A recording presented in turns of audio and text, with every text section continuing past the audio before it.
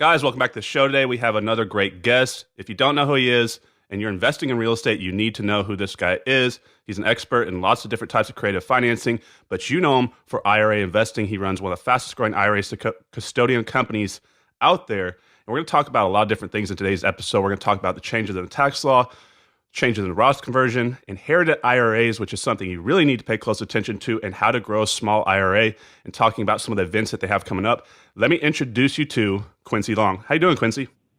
Good morning, Connor. I'm doing great this morning. So Quincy runs Quest IRA. This is where I have my IRA accounts, and they're also the sponsor of our podcast here, guys. And, they run the Financial Friends Network as well. We may touch on that a little bit. But Quincy, let's talk about Quest IRA a little bit here, because I think most investors start out in the business and they understand wholesaling, flipping, landlording, and then something happens where they start hearing about creative financing, subject to wraps, owner financing, these other things, and then they start hearing about how to avoid taxes, IRAs, and buying houses and land trusts, and they become more creative over time. So you offer the ability for them to work with you in Quest IRA to invest essentially tax-free if they do it correct inside their IRA, right? That's correct. I mean, basically what we do is, we offer self-directed IRAs, and self-directed IRAs means that you get to choose the type of investment you want to do. And a lot of people, probably at least half the people that have self-directed IRAs are investing in real estate in one way or another. Right. So before we go into all this that we're going to talk about today, let's kind of touch real quick, because I've never actually really heard the startup of Quest. Like, how did you decide that you wanted to do this and go ahead and start Quest IRA? Because I know you were doing quite a bit before then. So what inspired you to go ahead and start Quest up? It's a good question, and basically, insanity had a lot to do with it. But basically, I had a self-directed IRA. It kind of went like this: I had a self-directed IRA, and me and a couple of my buddies were sitting there around thinking, geez, self-directed IRAs are good, but it would really be good to have a network of people where we could kind of get together and talk about deals and stuff like that. So we kind of put out one flyer. We split the cost of one flyer at the local real estate club, and we got several people to come, and we started talking about self-directed IRAs. And anyway, we did this for about 2 years. We actually met, and every time, me being the lawyer and all that, every time we came up with some kooky scheme, I'd be one running back to the office trying to figure out if we could do this crazy thing or not. And through that, I actually got to know my administrator for my own self-directed IRA pretty good. And one day he just calls me and says, well, we're thinking about opening, affiliate offices throughout the country to better serve our clients. And I said, sign me up. I'm bored with what I'm doing, because I was in the title business, being very successful in the title business, but it was not really mentally stimulating, if you know what I mean. So basically that was the genesis of it. And I went out to Oakland, California, and after a day of sitting around behind people who were annoyed at me, like, who the heck are you and why are you bothering me at my job, and drinking an $800 bottle of wine, I was a full-fledged third-party administrator for self-directed IRAs. So y'all have literally exploded. It seems like every year now y'all just keep getting bigger and bigger. Have y'all been able to, is there a way to even tell, are y'all the fastest growing custodian now in the country? Or I can only imagine that that's true, since we've doubled in the last 3 years. So, right. I mean, it's incredible. Like, I don't know anybody that hasn't moved their accounts to y'all. I mean, pretty much every single investor I know holds their accounts at Quest. Well, we're working on the rest of them. Well, you'll get them eventually. So I think they're going to understand why when they hear, because y'all have a great culture there, some of the best customer service. The people that you've hired on, I think, have a big success, are a big part of y'all's success. They're great. I've had nothing but a good experience working with Quest, in my opinion. So guys, if you haven't already done so and you don't have an IRA, contact Quincy or Quincy's office after today's podcast and check out what they have for you. Now, let's dig in and talk about the new tax law here a little bit. What's your take on this, and what do you think the most important thing is for investors to know?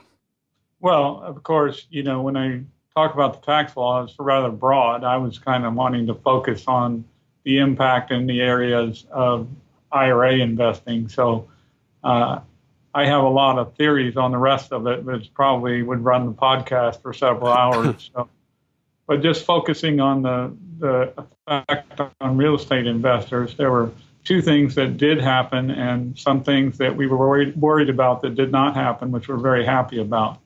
So the things that did happen is they effectively kind of increased the tax on unrelated business income tax, and without going into excruciating detail, basically, unrelated business income tax is a way that with certain types of investments that IRAs can actually have to pay a tax on their profits from that investment. And those would essentially be if you're running a business, either directly or indirectly through a non-taxed entity. If you are renting personal property for whatever reason, they thought that should be taxable.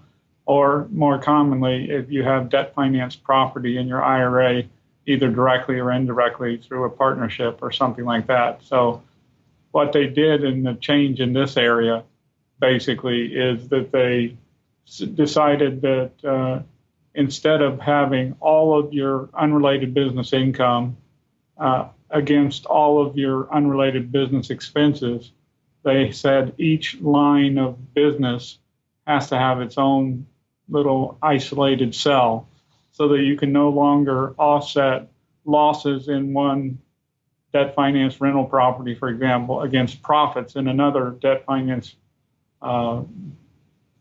business or debt finance real estate.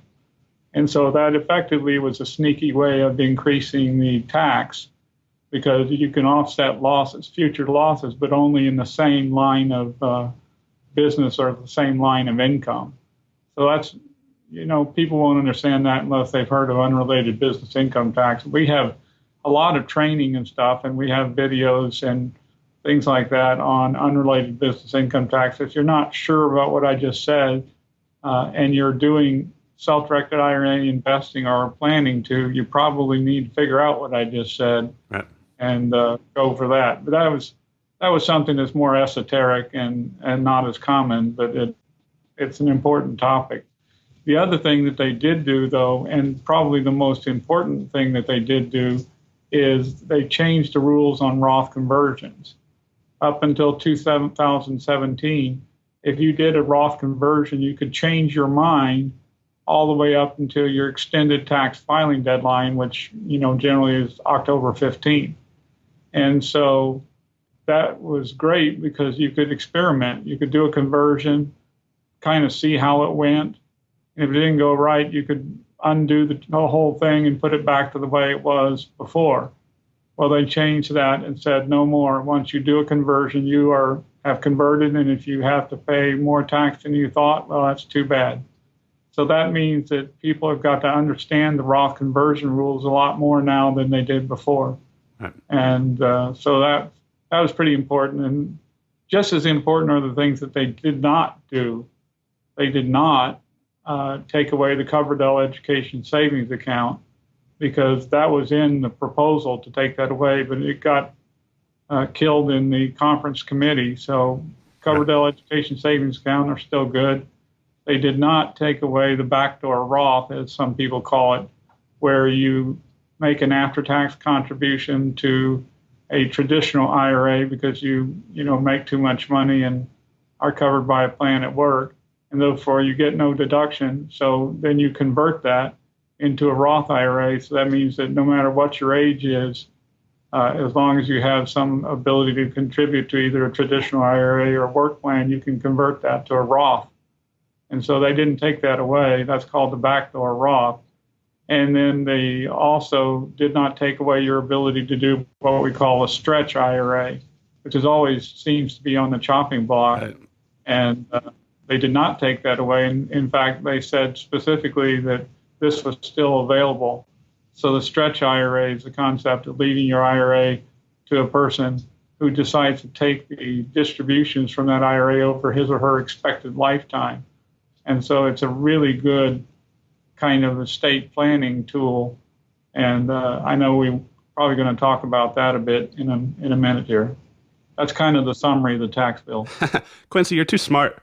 I don't know how you know so much, but it seems like you know everything. But here's what I want to do. Let's go and talk because we have a wide range of listeners here. Let's do the most basic breakdown and talk about Okay. traditional versus Roth, and then let's kind of step up the stair ladder and touch Okay. just briefly on the HSA, Coverdale, set like all the different options and accounts that y'all have.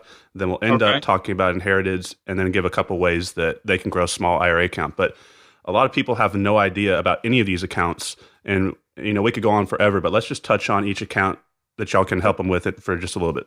No problem at all. And so basically, we offer 7 different types of accounts. And the first thing to note, Connor, is that all of these accounts are just like any other IRA in the sense that they're covered by the same laws and the same rules. So people are going to ask, well, why can't I do that in my IRA at Fidelity? And it's simply a matter of Fidelity doesn't have the system set up to handle alternative investments. It's not that it's illegal. It's just something that companies like Quest IRA, well, there's only one Quest, but companies like mine, what we do is specialize in administering and handling the alternative investments. So the 7 different types of accounts that we might talk about are the traditional IRA, the Roth IRA, the SEP IRA, the simple IRA, the individual 401k, the HSA or health savings account, Right. and the Coverdale education savings account to pay for the kids' education. So we can take those one at a time if you'd like. Yeah, let's just let's compare the traditional versus Roth. This is probably the most common question a new investor has when they come across IRA accounts, and then we'll touch on each one and maybe give a personal example of either yourself or maybe someone in our group of why they have an account, why they have a Coverdale account. And then, guys, it's important to understand we're about to go over a lot of information here. It's going to be like drinking from a fire hose. Quest has all sorts of training online with their website. They've got weekly events here in Dallas and Addison, out of Houston. So there's a lot of different ways that you can go and get this information working with Quest. But yeah, let's start out and do the basic comparison between a traditional Roth because we just talked about conversions, and then maybe Sure. give an example of each one. Yeah, so basically the key difference is when you pay the taxes on the money. And so with a traditional IRA, in most cases, with one exception that we kind of alluded to earlier, but in most cases, when you make a contribution to a traditional IRA, you get a tax deduction for doing so. So it comes straight off your income and reduces your taxes. And it gets to grow tax deferred, in other words, you get to grow the account, and unless you do some of the types of investing that have unrelated business income tax, as I mentioned earlier, there's no tax on the profits until you take them out. But when you take them out, maybe 30, 40 years later, you have to pay taxes as if it was ordinary income coming, like you get a paycheck or something like that. So in the traditional, you get your discount on your taxes up front. You get to defer the income tax until you take the money out, and then you take it out and get taxed. The Roth kind of works the opposite way. You put your money in after tax. In other words, you do not get a deduction for putting the money in the Roth. It builds in the same tax-free, tax-deferred way. And as long as you take what they call qualified distributions, it's all tax-free coming out. So I like to analyze it like this. It's kind of like, do you want to pay taxes on the acorn or the oak tree as it distributes a lot of acorns in the future? Right. And different people have different theories about that, but that's the basic distinction between the two. What do you see more commonly? People, I mean, I think I know, but what do you think people lean towards more when you look at the data behind the scenes? Well, in the regular realm of traditional accounts, a lot of people just think the traditional is more important because it gets them a tax deduction, and people don't look down the road, if you kind of understand what I'm saying. Right. But in the realm of self-directed IRAs, it's definitely the Roth, because once you understand the value of the Roth, then it's pretty hard to look at a traditional and say that's the best for me. Right. So you see this all the time. You have a lot of people come through y'all's office. Most people get to the point in their education on IRAs where they understand traditional versus Roth, and then they basically stop and they don't go into these other types of accounts that you have. And I personally know some experiences with like John Hire and some of these people that use their HSA recently. So let's talk about some of these other accounts that y'all have, because A lot of people have children. A lot of people are going to need medical bills paid for in the future, and you have some great options for them. Okay, so the traditional and Roth, just in general, are just generally working Americans. In other words, you don't have to be self-employed. You don't even have to have compensation type income if your spouse has enough and you filing jointly. So they're just for the working Americans. The three types of accounts that are for the person with a business income, which can be your employer, but generally we're talking about small entrepreneurs here, can either have one of three plans. The SEP IRA is the Simplified Employee Pension Plan, and that's just where you can put money away up to 25% of your wages or up to 25% of your net earnings from self-employment. So that's one choice. The next choice would be the simple IRA, which is actually the most complicated form of IRA that they have. But it's another work type plan where you can put up to $12,500 if you're under age 50 by the end of the year, or $15,500 if you're over age 50, plus 3% of your salary into the simple IRA.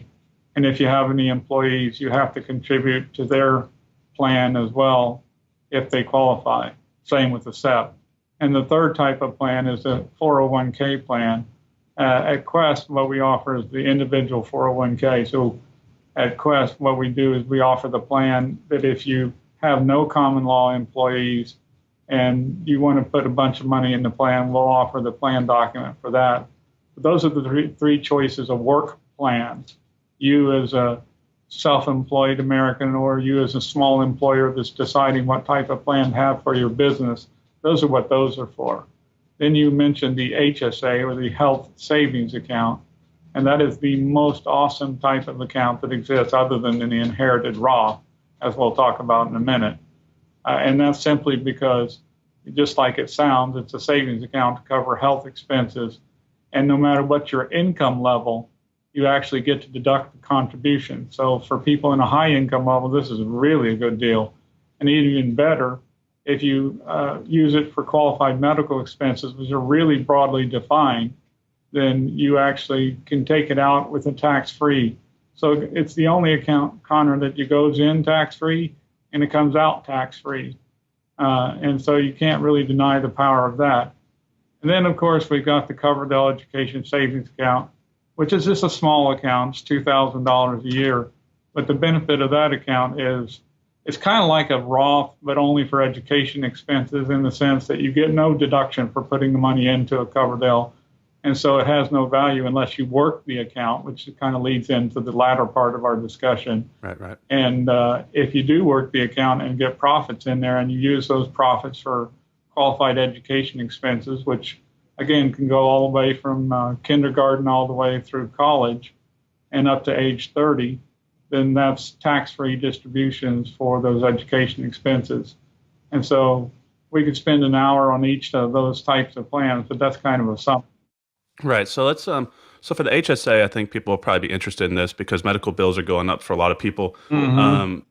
You can have an account here at Quest, but is there any rules or any, like if you wanted to go to Europe or to go down to Central America, are you able to spend that money down outside of our country into a different, because a lot of people are doing this now, that as our medical bills go up here, they're traveling to different countries to get their, health issues taken care of.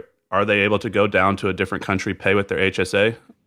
Well, let's be clear and define one thing. You're not going to be able to pay for your vacation.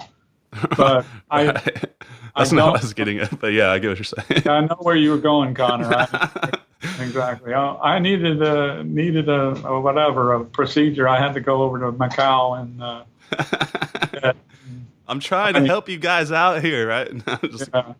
No, you're not going to be able to do that. But I don't know personally, and I haven't really investigated this, but I really don't know of any restrictions on where the medical care has to be done.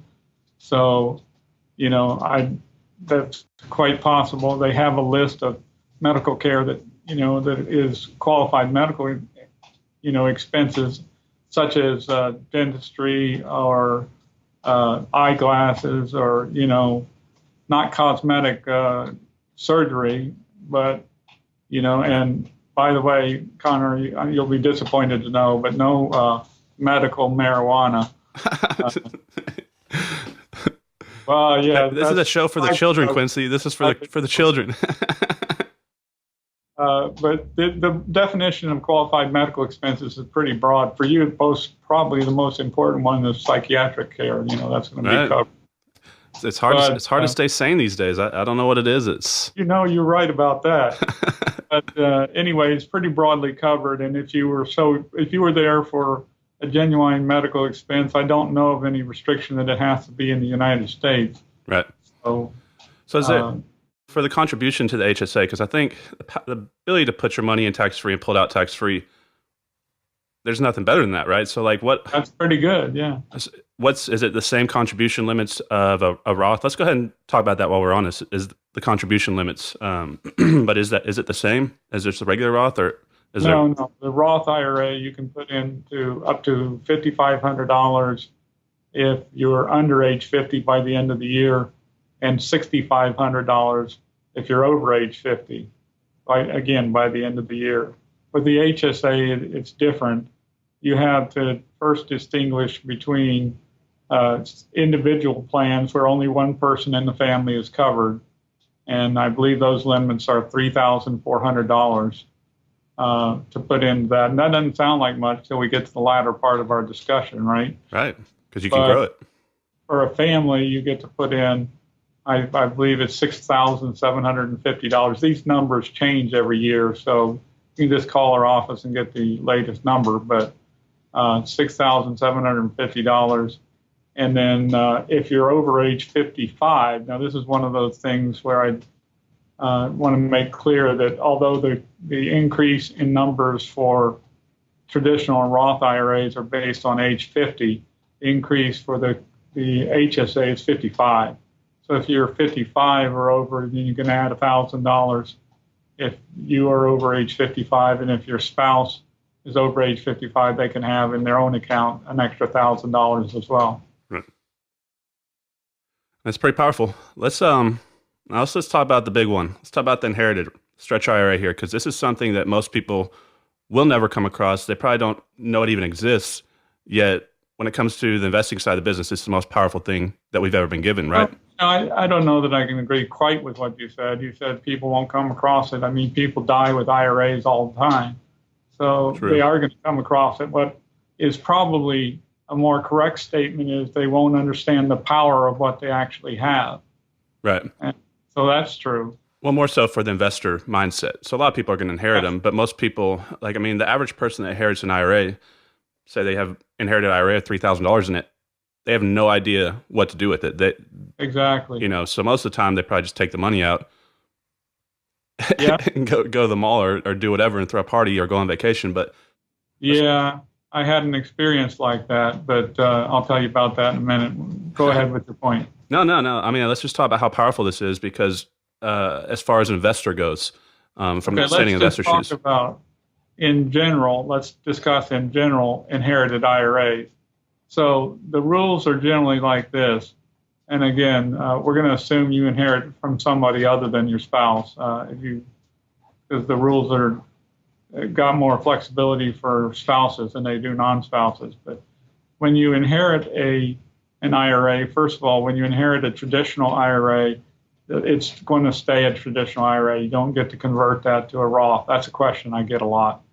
But when you inherit an IRA, you always have to take required minimum distributions from that account, regardless of whether it's a Roth or a traditional, and regardless of whether the person that had the IRA was already subject to the required minimum distribution rules, right. Which for a traditional IRA, I think is the year you turn age 70 and a half, and every year thereafter you have to take a distribution from the account. But when you die and leave it to someone else, regardless of their age, they have to start taking distributions from the account unless they choose the 5-year plan, which means they can defer those distributions for up to 5 years, but it has to all be distributed at the end of those 5 years. and you can take any amount during the 5 years you want. But other than that, what most people choose is what they call lifetime distributions. And so the IRS has a table. If you want to know how long you have to live, all you got to do is go to the IRS publication 590 and find out how long you have to live. And so they have a chart, and basically you are allowed to take the IRA and make distributions for as many years as the IRS deems you able to live. So, for example, if a 7-year-old, just pick it because I know this number, that if a 7-year-old has to start taking distributions because they inherited a Roth IRA, then they would have 76 years to take those distributions. And so that's a long time to continue the tax-free growth of the IRA, subject to having to take a certain amount from the account. So that's the basic way it works. Again, the most common way to do it is for the beneficiaries to set up their own account, and it's called an inherited or a beneficiary IRA. And then what they do is they take minimum distributions. But as you correctly stated, Connor, though they have to take minimum distributions, that does not mean they can't continue to invest the account. So as long as the account, basically, you beat the R&D, you beat the required minimum distributions, as long as you do that, the value of the inherited IRA is actually increasing for many, many years. Okay, so it's really a cool thing. Right, so let's talk about the main benefit of it as far as investor goes, and then the ability to grow this, because most people inherit a small balance, right? And from what I understand, you are not allowed to contribute to an inherited Roth IRA. That is correct. Which is right. So if you can't put money into it, you have to be able to grow it through investments. But let's talk about, so let's go first and talk about, before we talk about ways to grow the small amount, what you can do with the inherited that's so special that you can pull that money out and you don't have to wait till 59 and a half. Yeah. And essentially have checkbook control. Well, that's a different topic. Okay, yeah. So let's discuss how this works. Basically, as I said, the first thing to know is you do have to take distributions, even if it's a Roth IRA. Even though the original account holder never had to take distributions, a beneficiary does have to take distributions. So that's the first thing to get fixed in your mind. So the question then is what to do with the small balance. Is that worth having or not, right? That's basically the question. And the answer is yes, because in order to get a qualified distribution from Roth, when you get to the qualified status, that means that you have met two requirements, basically. And the first requirement is that you have to have had a Roth somewhere for at least 5 tax years. Does not necessarily have to be the Roth that you're drawing the money from. So when you inherit a Roth IRA, you have to be able to determine when was the first year the person who died had a contribution made for that Roth IRA. So assuming that they've had a Roth IRA somewhere, not even necessarily the one you inherited, for more than 5 tax years, you've got half the battle won. The other half is you have to have one of 4 requirements. The first requirement, the one that people are most familiar with, is 59 and a half or later. But there are 3 other choices. A very uncommon choice is that you can draw up to $10,000 for a first-time home purchase. And so that's kind of interesting, but not very common. Also, if you become totally and permanently disabled, you can draw it out no matter what your age is for as a qualified distribution, meaning it's tax-free and penalty-free and you never have to worry about it. But the fourth exception is when you're dead. Well, that really doesn't do you much good, but when you leave a Roth IRA to somebody, then that's the power, because not only do they have to take distributions, but they can take distributions in any amount. And so if they make successful investments in a season, meaning they've met the 5-year requirement in a seasoned inherited Roth IRA, then they can have immediate access to that money and it's completely tax-free. So that's really the power of having an inherited IRA. Now, what can they use this money for? Because this is where people have a lot of questions. Can they only use that money for investments? Can they use it for taking the money out and buying groceries or buying a car? Where does the limitations go, if there are any? There are none. Right. So basically, once you have the qualified distribution, then you can use that money for, as my brother said, an airplane engine, or, your black Maserati, or, trips to Thailand. Oh, why does that keep coming up? I don't know. We're just going to have to go find out. But anyway, all that kind of stuff, whatever you want to use the money for is not relevant. The point is you have immediate tax-free access to that money. And so that's a very powerful thing. That's why it's so attractive to so many people out there that understand how to grow a small IRA. Now, once you take that money out, say you did go buy a car, you don't have to put the money back in an equal amount. Actually, you can't put it back in. Okay. Once you take a distribution from an inherited IRA, it's out. Right. And so, again, you have to take a minimum amount, but anything above that is yours to decide. Right. So it's really a powerful thing. Let me give you one quick example of one of our clients and what they did. She inherited a Roth IRA from her dad. She was about 40 or so, and she bought, this was back in maybe 2007, 2006, somewhere in there.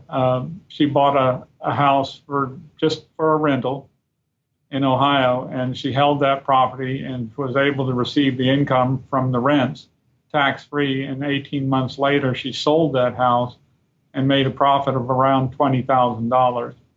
Well, now her IRA, which she inherited, was maybe $45,000, now has gotten an additional $20,000. And if she wanted to, she could have immediate access to that money, and it's all completely tax-free. So, of course, her being an investor, she realized the power of the inherited Roth IRA and wanted to build it up and only continued to take the minimum amount she had to. But what a legacy to leave your family is the ability for them to create completely tax-free income for the rest of their lives. That's Right. how powerful it is. Right. So if you all have children out there, this is a great thing to do for them, right? To go ahead and set up an inherited for them.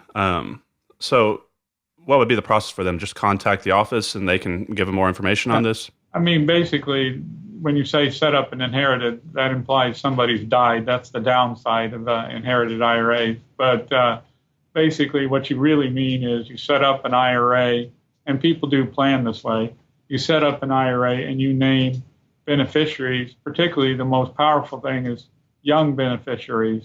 And so then when the person who sets up the IRA eventually passes away, then the beneficiaries get to set up this account, and it's really beneficial, as we discussed. So that's basically it. It doesn't matter what your age is, though, Connor, but a lot of people, when you're talking about investors setting these things up, they're looking to set them up for, elderly relatives or maybe people that are, not feeling too well, shall we say.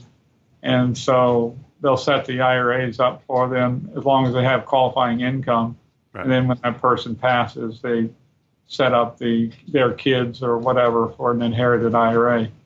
Now, would there be any value for someone who's already age 59 and a half to have an inherited over a Roth, just a regular Roth, or is there any?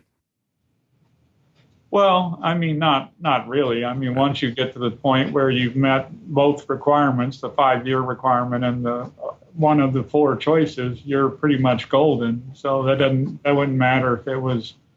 I mean, not that it's a bad thing to inherit a Roth IRA at 59 and a half, but it's not. It loses its advantage when you get to the point where you could take a qualified distribution anyway. Right. So I'm just trying to point out for our listeners out there that someone who's my age, who's 33, I have a lot of years that I can benefit off this, where someone who's already past that age, it's not going to be as beneficial. So let's talk about how a lot of people inherit one with a small balance, anywhere from $250 to $1,000. How would somebody grow this safely? Because I don't know if you want to get into prohibited transactions or any of the rules, but it's important to understand, guys, that there's only so many things you can do. It's not the wild, wild west out there. You have to do this correctly. Otherwise, you run the risk of blowing up your IRA and having it broken down. So that's so true. Right, right. And I know a lot of people think that they're not going to get caught, and really, I mean, unless they're let's talk about first of all wholesaling, because this is what most people intend in their mind. That's what they think is the quickest way. They assume that they're going to take a $10 option on a contract and wholesale it for 30 grand and just stuff their IRA. What's the problem with this? So let's talk about that, because you're right. That's a very common thought process, and I will say that whereas Quest won't prevent you from doing that, because it's not up to us to decide whether what you're doing is smart or dumb. We won't prevent you from doing that. It's certainly not something that I personally think is the best way to grow an account. And so let's talk about why. As you alluded to, there are things called the prohibited transaction rules. And we don't really have time on this podcast. We could maybe do another one, but we don't have time on this podcast to talk about all the rules. But among the rules are that you cannot provide your services to the IRA without it being a potential of one of three problems. If you contribute your services, and that's what wholesaling is. You're basically contributing your labor to your IRA, and the IRA you're thinking is going to get it for free. But if you look at it from the IRS standpoint, what's really happening is you're donating your labor to your IRA. That makes some sense to you.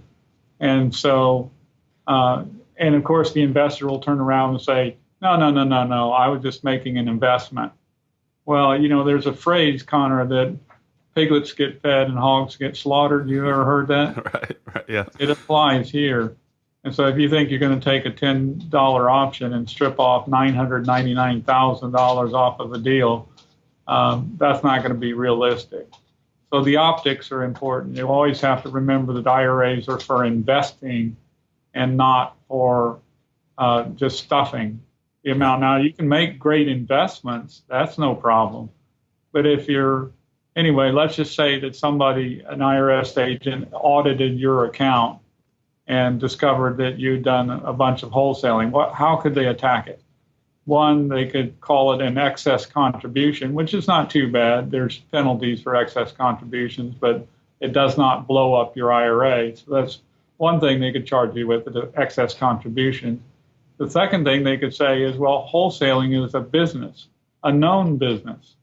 And Connor, I think you flip a lot of houses, isn't that correct? Right. Yeah, we're doing a lot of wholesaling and regular retail fix and flips, which we'll talk about next. I assume that what you really do is you don't really do you do that in a corporation, or do you do that? Oh yeah. We're not doing the wholesaling inside the IRA. No, I don't mean that. But let me put it this way: if you did do a wholesaling in your personal name, where would you put that income on your tax return?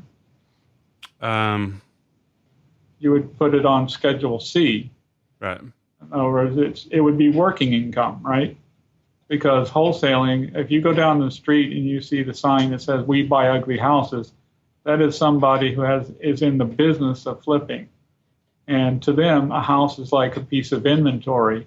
It is not it's not a capital asset. It's an inventory asset. And those houses are bought and purchased with the intent to sell the houses to to customers in the ordinary course of business.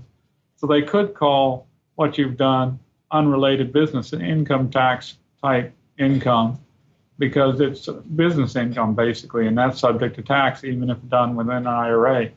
Or the worst one that they could do is what you've alluded to before, which is a prohibited transaction, because 4975, which is the code section that deals with prohibited transactions, and has a section that says you cannot contribute goods, services, or facilities to an IRA.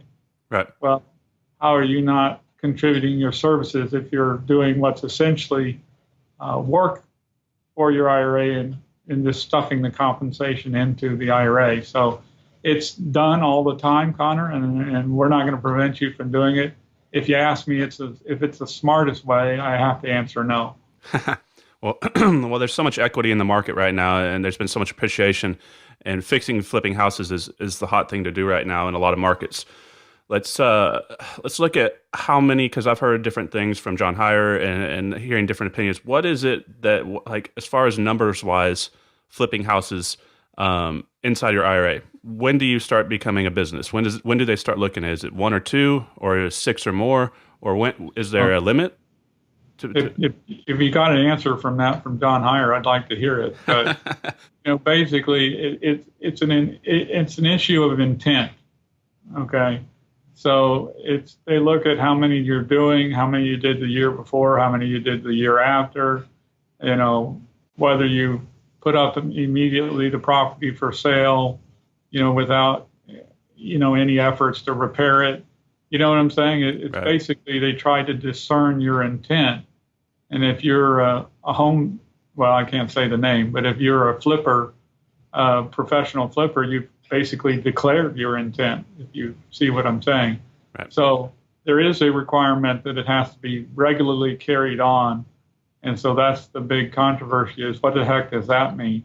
So basically, the point is that everybody can have an opinion on this subject, and they could be right, they could be wrong, and until they get caught and go to court, tax court, we're never going to know. Right. But the general safe rule is, if you do any flipping, you should not be doing it, a lot of it.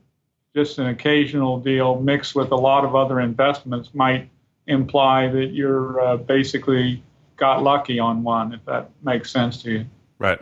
So let's talk about a way for them to grow their account through flipping a house. So let's say they had $100 and they went and put up $10 option money, $10 earnest money, and I came to you or came to another investor and said, hey, I got this great deal. You look at it, you agree with the numbers, and you want to lend me money either as a hard money lender or just a private lender with just debt financing.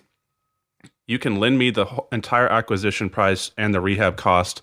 I can fix the property up, sell the property, pay you your interest, take the profits back into the IRA, and pay the UBIT tax. Is that what most people are doing? I don't know that that's what most people are doing, but that's certainly one way to do it. So debt financing is available to IRAs under the conditions that, first of all, it has to be a non-recourse loan, which simply means the lender has to agree that the only security for the loan is the property itself and not the IRA. Of course, if you had $100 in there, I guess it wouldn't matter, but nonetheless, that is the rule.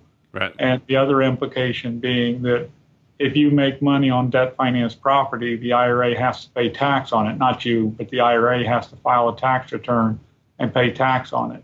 Right. So the nice thing, and the reason that John Heyer and me too like this technique, is because the IRS is already sucking their pound of flesh out of that deal, and they're less likely to be concerned about, about calling that something like a prohibited transaction. So right. Nothing's guaranteed in life, especially when we don't have a clear grasp of the rules. But that's one technique to use. There are others. Okay, so is there a sliding scale with UBIT as you'd see with our income tax bracket? Let's say I flipped a house and only made 10 grand, but I know a lot of people personally this last year that they had a number of them had six-figure profit deals where they flipped a house and made over 100 grand. So the difference between 10 and 100, how would that be seen? Is it looked at different? Is there a different tax rate? Yeah, so what happens is the IRA is taxed at trust tax rates. So it goes up to the top. It's a scale, just like on your individual income or corporate income. It's a scale, but with the trust tax rates, it goes to the top level of taxation, now, of course, 37%, at around $12,500 or so of taxable income.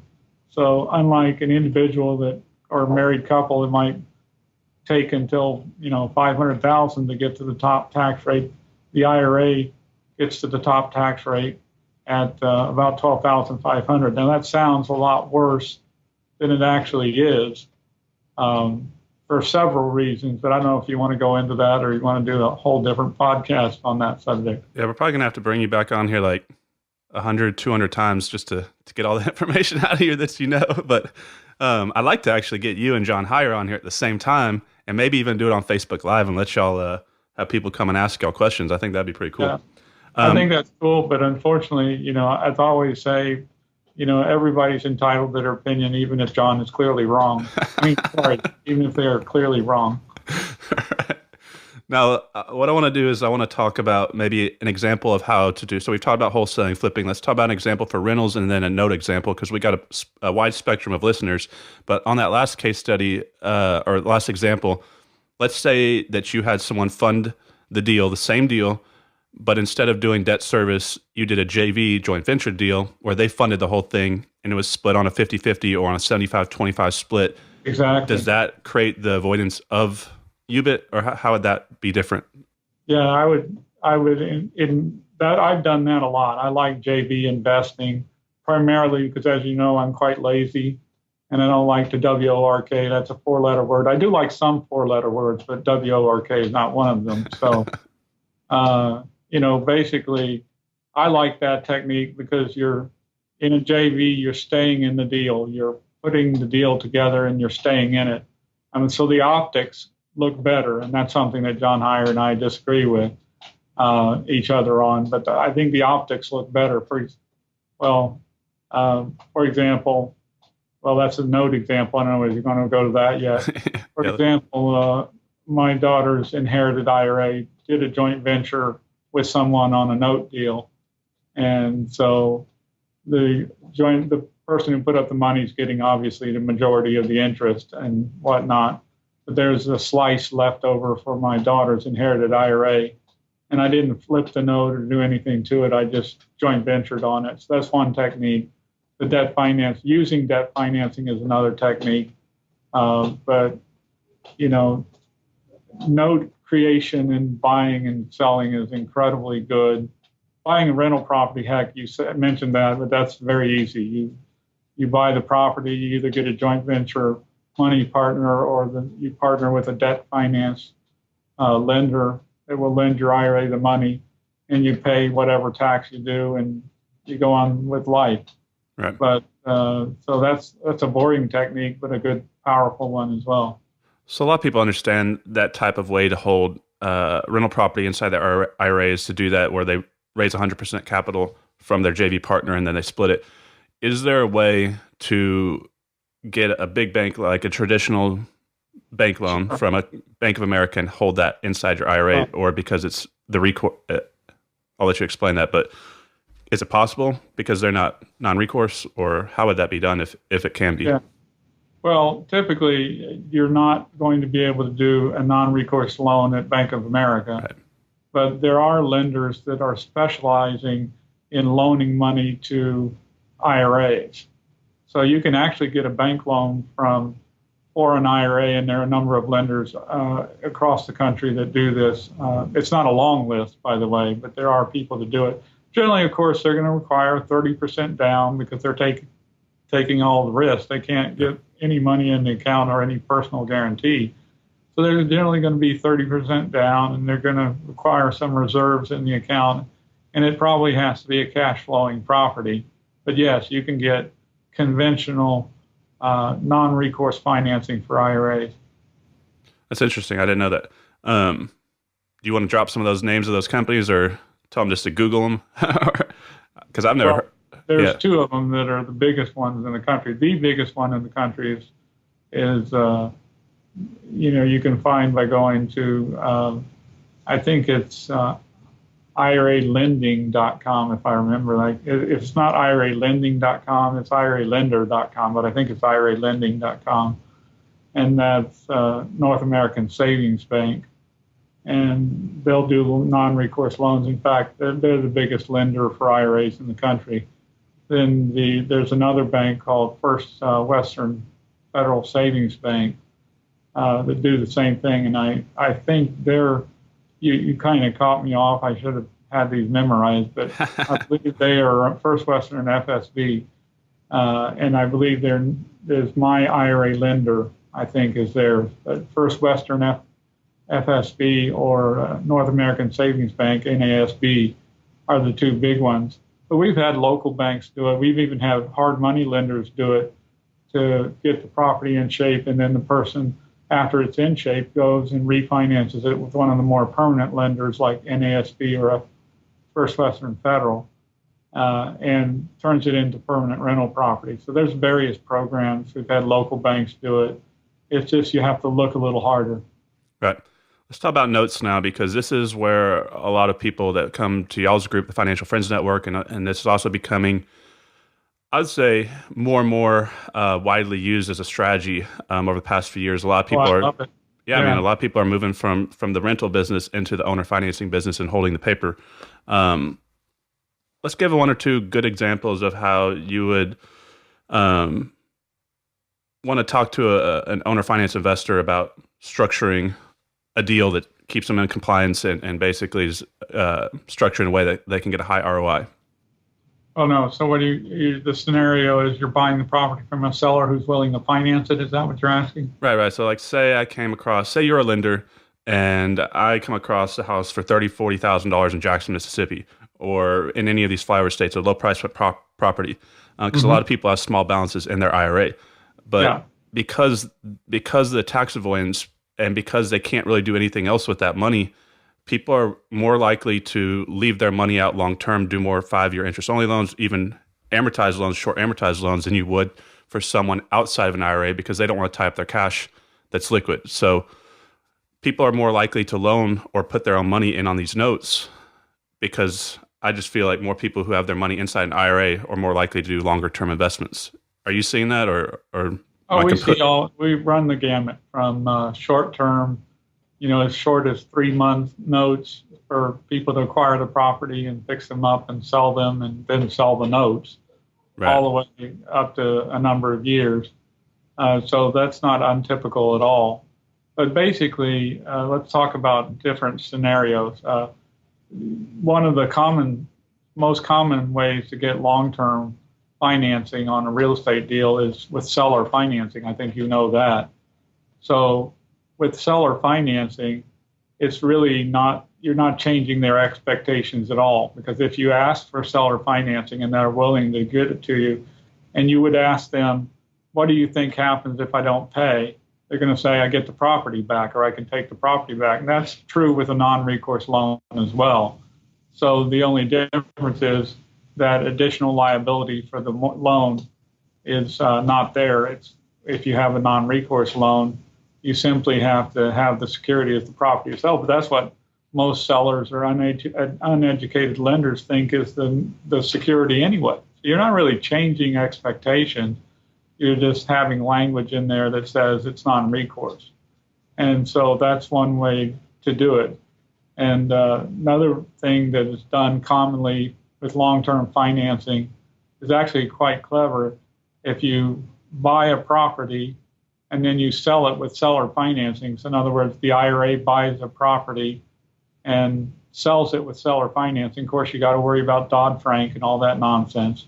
But let's say you do that. Now you have a long-term note, and some people will sell that note to other investors, IRA or otherwise, to get their money back and maybe some profit, and possibly only sell a certain number of payments so that they basically are capturing the tail end of the note. So I give you one example. If you already have questions, I can give you one example that my HSA did. That basically I had an opportunity to buy $30,000 worth of notes or worth of seller financing, $30,000 worth for $21,000. In other words, the investor was selling the note off at a 30% discount. And you might ask, why would he do that? Well, it's real simple. He needed the cash, and he was getting a better result than wholesaling by setting up seller financing and then selling the note. He could actually get more cash than he could from flipping the house. So anyway, whatever his motivation was, I was able to buy $30,000 worth of financing for $21,000. So I put up to $21,000. The notes were set up, and what we did is we split the note into two different notes. We had a first lien, which was 54 payments, at basically 7.75% interest, and ran for 54 months or 4.5 years. And then there was an additional 26 months where that same payment continued for after the first 54 months were paid off, and that 26 months, was again at 7.75%. So effectively, what happened to the borrower is they had the same payment, 481.36 for 80 payments, but the first 54 were paid to the person who had bought the partial, if you will, and the next 26, what was left over was to be paid to my Roth IRA. Actually, it was in my HSA. So what happened is, after 17 months, the loan was paid off. The seller finance loan was paid off, and I got the $21,000 back that I invested in it. Actually, I sold them partial, and so I got that back immediately. And then I got $9,000 some odd dollars for free because I'd already gotten my money back after I sold the first part of the note.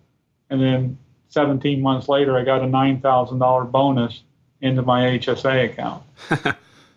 So playing with notes, I mean, there's like a million strategies, right? Creating discounted notes and for creating seller financing, selling part of the note. They're just that's hours worth of podcasting, and that's one quick example. Right. Well, we got the first hour of the way. You want to get a drink of water? We got, what do we have, 5 hours left on this podcast? It depends on which topics you cover, because we could go a lot longer than that. Okay, the last thing that I'm going to ask you, and then we'll dig into, because I know you got some events coming up, and we want to send you all some places so that you can check these out. Now, let's say, as comparing what we talked about earlier with flipping a house on a regular retail fix and flip, let's look at flipping a house through, this is how I see it when I buy a note and create a note and sell the note in full. So let's say I bought a house for $30,000 and I borrowed $50,000, $30,000 for the acquisition, $20,000 for the repairs. Okay. I turned around and I sold that house for $100,000 or $80,000, and I sold that note. Right now I get about 93 cents on the dollar for my notes. Say I made after I sold that note, paid off my underlying lender, I'm out of the deal. I made a profit of $30,000 there. Is that going to be taxed through UBIT, or is that how would that be seen, that type of transaction? Once again, it depends on who looks at it and when. I mean, if nobody looks at it, nobody's going to care, right? Right. Could it be considered UBIT? Maybe. It just depends on how many deals you do, and if it was clear that your intention was not to hold that property but rather just to flip it, it could be considered, to be unrelated business income. But since your scenario involved debt financing, I think is what you said, then yeah, if there's a loan, then certainly there's going to be tax on that transaction. That doesn't mean you shouldn't do it, right? But it means you might have tax implications. On the other hand, if you did it as a joint venture, then it's less clear.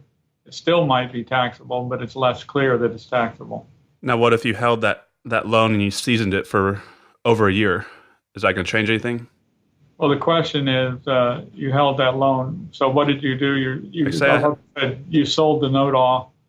The question is, you're conflating two things together. Okay. One is the issue of potential having tax to your IRA for flipping, and the other is debt financed property. So those are two issues, and the scenario, you have both issues in one. So it's kind of a little unclear, probably to the listeners, what you're trying to get at. Well, I'm pointing out that if they season that, so say I bought a house, I created a note, I sold the note in a 4-month to 6-month time frame, as compared to if I held that note and seasoned that note for over a year and a day.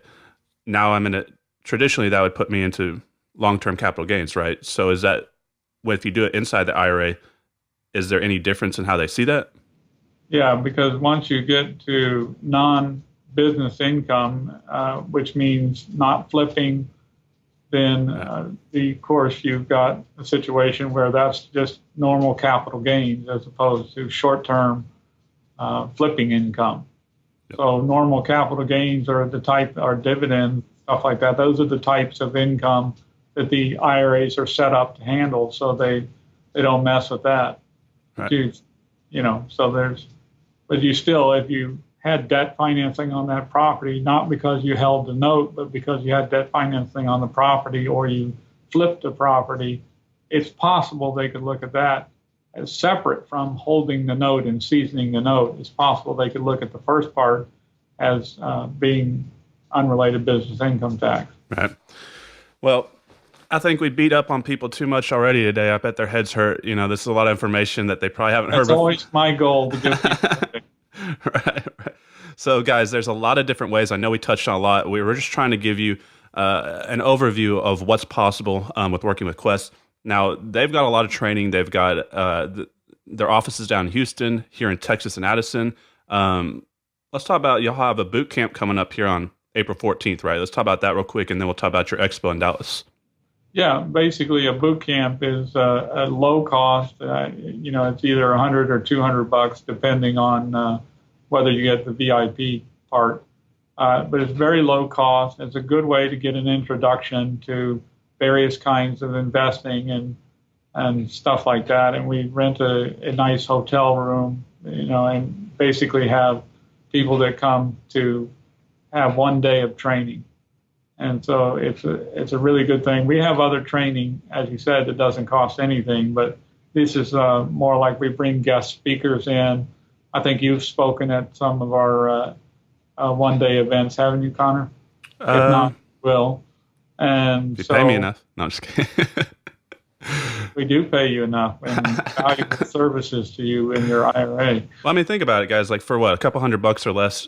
I mean, one strategy that Quincy can teach you, or one good idea. I mean, one deal that you save taxes on inside your IRA is worth thousands and thousands of dollars to you. So this is very important to understand that in the beginning of your business, you're just trying to figure out how to turn a profit. And then as you become more successful and you make a bunch of money, then your focus is not how to generate leads and not how to make money, but how to keep the money that you have and grow it successfully. And that's what Quest can help you do. And that's why they're so valuable. Let's talk about, now you also have an expo coming up here in Dallas, right? Yeah, that's expected to be a much bigger event. And the expo is 2 days, basically, towards the end of August of this year. And we're going to have sponsors and speakers from all over. And, it's going to be a wildly fun time. For not only, as you know, Connor, when you go into any educational event, there's the education inside the room and there's the education outside the room. Uh-oh. And both are extremely valuable. So if you get hundreds of people in the same room and you listen to the education and then go out and network with people, that's just unbelievably powerful. It's like the Financial Friends Network that we talked about. It's networking is key to your success. People think, Connor, that what it is that you have to be successful, you have to have a lot of money, and that's just not true. What you have to have in order to be successful is either deal flow or access to deal flow, which is what your network gives you, and either money or access to money, which again is what your network gives you. And you have to have knowledge of investment techniques, which is what you and others teach. And you have to have a bit of knowledge of the rules, which we've very, very lightly touched on here and gotten lots more materials on.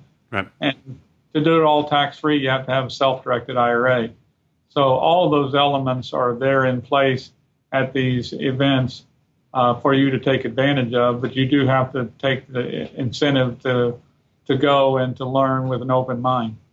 Well, let's talk about what you just brought up there, the Financial Friends Network group, because this is very important, guys. I'm personally thankful and grateful for it. A lot of us are as well. We benefited greatly from this group. So Quincy partners with Walter Woodford, and I'll let you kind of touch on what y'all do with the Financial Friends Network, because I think it's one of the best groups out there as far as if you're a serious investor and you want to be networking with other serious investors, this is where you should be going. Yeah, well, and first of all, just to be clear, the Financial Friends Network is Walter Wofford and myself. It's not Quest and Walter Wofford, because we basically, essentially, we go on trips, and they've been cruises in the past. We're going to start experimenting with land-based events in the future, because everybody's kind of worn out on cruising, I think, although it doesn't scare me. I don't like it. But we get together and we educate each other. We give 20 or 30-minute speeches, and we, over the course of several days, we might have maybe 20, 30, 40 different speeches. And the purpose of the Financial Friends Network and the purpose of having short speeches as opposed to me droning on about something for hours on end, is that you convey the quick idea of what you're trying to convey, and then you are exposed to a lot of different people, right. and then you know who you need to talk to, and because you're with people for 5, 7, 10 days, or a little longer if you go to Europe, then basically you have the opportunity to get to know people and to explore that. And Connor, you've said correctly that your network is your net worth. Right, and that's true, but you have to not only build a network, you have to nurture that network. I think you'd agree with that. I agree. So that doesn't mean you meet somebody once and go, oh, great, now I've got a friend for life I'm going to invest with. No, I mean, you get to know people, you get to hear what their theories are, you get them drunk and get the truth out. And we do all of the above, and we build relationships and nurture those by continuing to see each other on various trips. You've been on several trips yourself, I think. Right. We've been all over. Yeah. So we're continuing to do that. We have a trip in June to Greece. We have another trip in September up the East Coast, although that's not an official Financial Friends Network group. We have a trip to Portugal, and next year we're going to Ireland.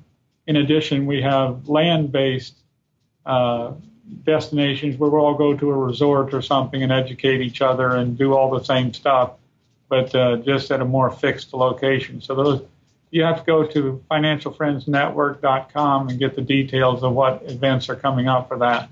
Right. It's incredible, because what happens is, guys, is as a business owner, we don't want to be selfish. We don't want to break momentum. We don't want to leave for a week or so at a time. But because of what they set up, you can literally, think about all the places we went in the past couple of years, Quincy. We went to Costa Rica, Jamaica, Bahamas, Alaska, Canada. So we went all over.